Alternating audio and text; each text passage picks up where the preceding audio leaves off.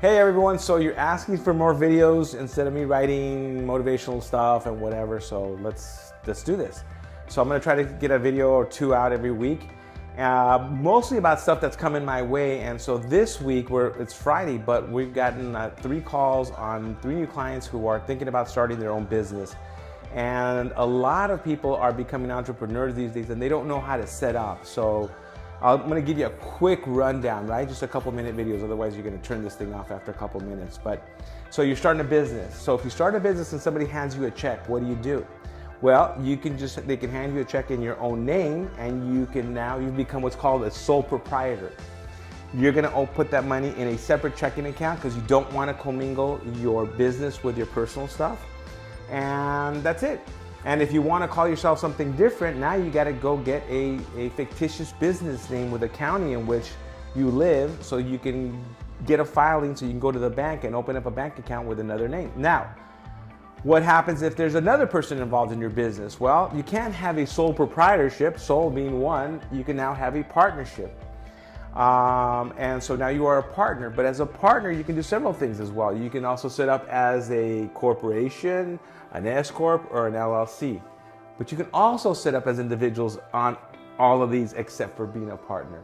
So again, you want to talk to your tax accountant to see what's best for you based on the type of business that you have and how you can do in your bookkeeping. But let's continue. So let's just say that you want some, liability protection for your business. And you say, if I'm a sole proprietor and if they sue me, can they come after my personal assets? Yes, they can. So if you set up a entity, it'll help you protect you from any kind of lawsuits on the personal side. So you want to set up normally as a corporation. And all corporations are set up like C corporations. And then most people, what they'll do is they'll elect to be taxed as an S corporation.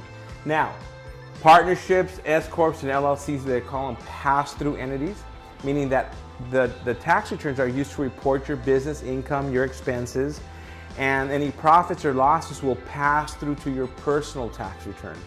And if you're a C Corp, you may have to pay tax twice. One, taxes on your profits at the corporate level, right? And if you pull the money out, they're considered dividends and you have to pay taxes on them again. So most people, when they set up a business, if they're going to set up as an entity, are going to set up as a S Corp or an LLC. And so why do I have here an LLC in between? Because kind of an LLC runs like a partnership. Now there are single member LLCs for the people out there that are accountants listening to this. And so the LLCs, if you have more than one partner, kind of like a hybrid between the S Corp and the LLC because it's a pass-through entity. And they have actually more flexibility. You can have different structure for the assets, for the equity, the ownership structure between the partners, and you can also have different profit structures for the partners, okay?